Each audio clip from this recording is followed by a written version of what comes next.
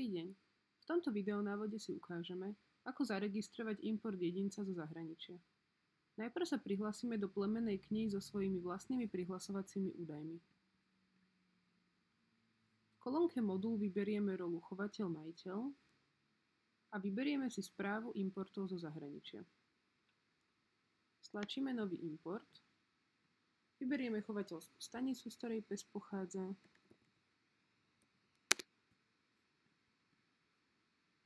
meno psa, plemeno,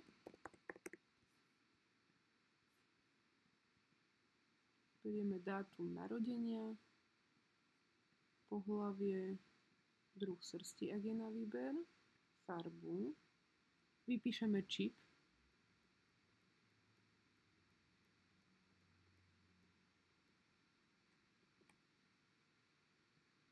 cudziu plemennú knihu vyberieme, cudzie číslo zápisu. Ak má pes nejaké tituly, prípadne vyšetrenia, môžete ich sem zapísať. Stlačíme zapísať.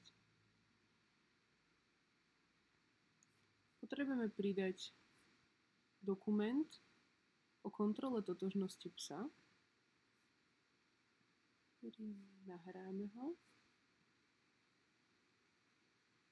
A rovnako tak potrebujeme pridať dokument preukaz pôvodu, prvá strana,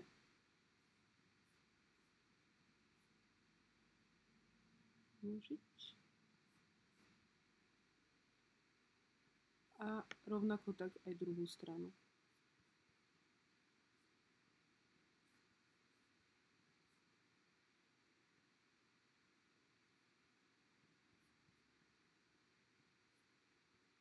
Vždycky to musíte po nahratí týmto potvrdiť, aby sa nám to uložilo.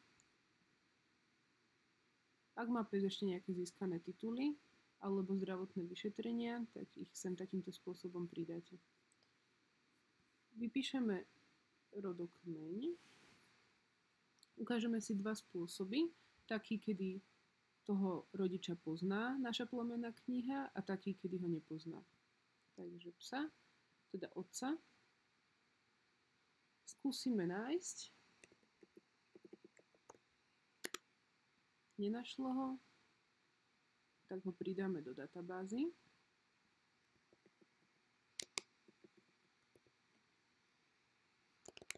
Vyberieme chovateľskú stanicu. Napíšeme meno. Druh srsti, dátum narodenia, farbu, plemennú knihu, číslo zápisu. Ak má nejaké tituly, vyšetrenia, čo by ste tam chceli mať zapísané, dáme zapísať. Nakoľko ho nepozná, nemáme vyplnený rodokmeň a takýmto spôsobom môžete vyplniť aj ďalších predkov. Matku napíšeme takú, ktorú pozná.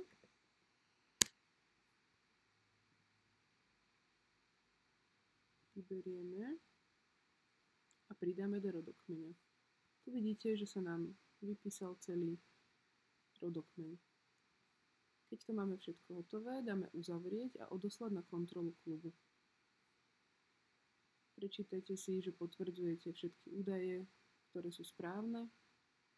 Ešte môžete napísať nejakú poznámku, dáme uzavrieť a odoslať na kontrolu a schválenie klubom.